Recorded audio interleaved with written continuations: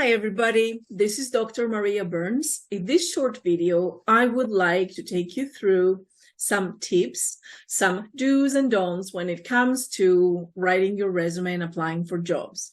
The first thing is, please make sure you add your LinkedIn account, the link of the LinkedIn account, to your resume. On the top, right next to your email and phone number and so forth.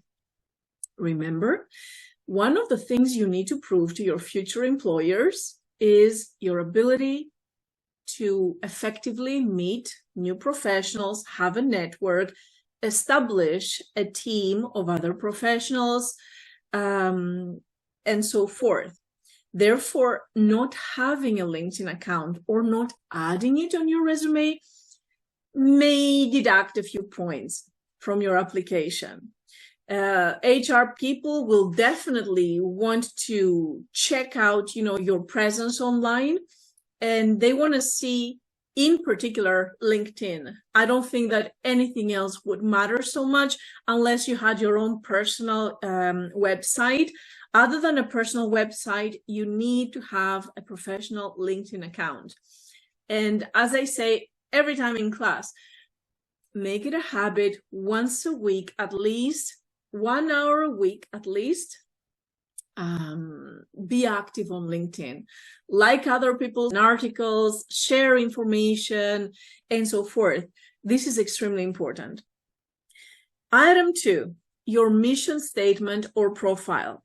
You can give yourself some extra points by adding your mission statement or profile, however you want to call it, where you can add keywords describing your strengths, your soft and hard skills, and your target, your strategy, your professional goal. For example, recent TLM graduate, certified in innovation engineering and project management, is seeking for a suitable position in the energy industry. Here's another catch. Focus on one industry. Don't try to take a shortcut. And I'm sorry to say, I've seen this a lot. Like many persons seeking for a job are trying to make a shortcut and say, I'm looking for a job in the energy industry, 3D printing, 3D animation, construction management, biotechnology, healthcare. Like you can't put like 10 industries. Like you really need to focus on one industry, because to get that job, your potential employers will need to be convinced that they can trust you, that you love that particular field, and you are open to the opportunities they want to offer you. So by trying to, expand your goals, you're not going to meet any of those goals. You know what I mean? We can talk about this in class as well. Next, education. So I've noticed that often students are putting the lowest education on the top, like high school on the top, and then university education at the bottom. It should be the opposite. Like the same thing happens with the positions, your professional positions. So you start with University of Houston, major or minor. One more thing, instead of writing the year you started, you have to write the year you are getting your degree. Estimated year of completion, 2025, okay? And again, I repeat, put everything in reverse chronological order. You start with the most recent and you end with the least recent. Item 4, your work experience. Same, reverse chronological order. Work experience should be under your education, because for most of you, especially if you don't have pertinent experience from that particular industry where you're applying for, you need to emphasize your education. So you put your education on the top. Another thing about work experience, reverse chronological order. So again, the most recent on the top. And a third thing about your work experience, some students are working part-time, not in the job that they love the most. You're starting your careers now. It's normal. Everybody started like this. But try to focus on the skills you have acquired from your current job that will help you launch a successful career in another level. Let me explain this. Let's suppose that some of you are babysitters or dog walkers, or you work in a bar, you work in a restaurant, you work as a cashier in a shop. This is wonderful. So you have to take pride in what you do and analyze the amazing skills you have acquired through those positions. You know what these skills are? People skills, customer service skills, soft skills, right? So in all honesty, I've seen statistically from students of past semesters do really, really well because they got it at an early stage. They said, you know what?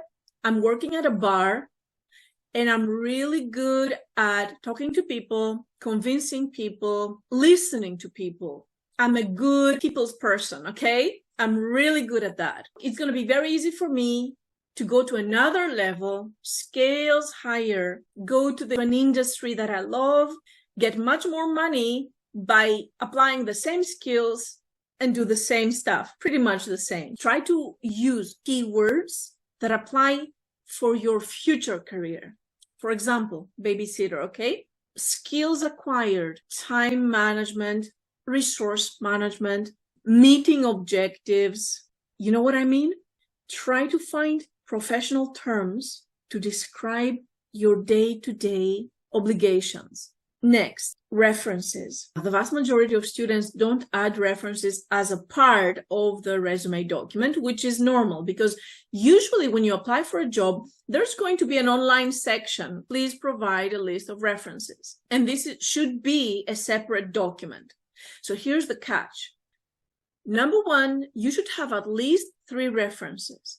Number 2, what I see a lot is students just writing the name of the reference, like Mr. John Smith, phone number, email. That's not enough because your employers, your future employers want to know who this John Smith is, right?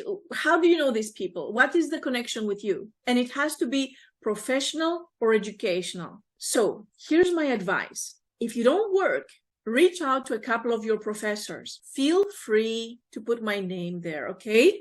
So you can say, these are my 2 professors. The third reference, if you have never worked before, can be a person from an organization, maybe a part of your hobby, your community, your religion, because you want to prove that you have some social skills and you know some important people out there that can vouch for you. Let me rephrase, everybody is important, but a professional person that can vouch for you, that can be useful to you. If you work, you can put 1 or 2 professors still, but you need to put the name of a previous employer, colleague, and so forth. So if you have worked, you have to put some professional references, because if you don't, it's going to be suspicious. Like, this person worked in a company for 2 years and they don't have any name of anybody. Like, you understand. Now, memberships. I have observed that out of, let's say, 100 resumes, maybe only 1 student has added some professional memberships. And this is interesting because every semester I send to my students some free membership opportunities. Let me mention this, because most of our students are very young, you've never worked before, you may never had any other memberships until we provided this information about memberships through mass emails as a part of our program. Please make sure that you check the emails that I sent you. Find those free membership opportunities. And it's going to take you like 3 minutes per membership. If you invest 10 minutes of your time, you're going to have 3 free memberships, which is going to look great on your resume. Certification. Again, as a part of our program, we offer a lot of very valuable, very reputable certifications that will help you tremendously. Just think about it. As a part of this program, one of our courses is project management. So you have experience there. A certification we offer is innovation engineering. Another certification is Six Sigma. We offer multiple free certifications on top of these in management and all kinds of certifications. Just for my courses, I'm providing you a list of at least 6 certifications. There are other professors that are offering another 6 certifications. Like, my gosh, you have so many opportunities. Take advantage of them. So again, especially because you're very young, adding those certifications will make you appear much more experienced, more ready to get that dream job, bargain for a better salary, and so forth. Do that. Next, work eligibility. There is a particular section as you apply for jobs online asking you for your work eligibility.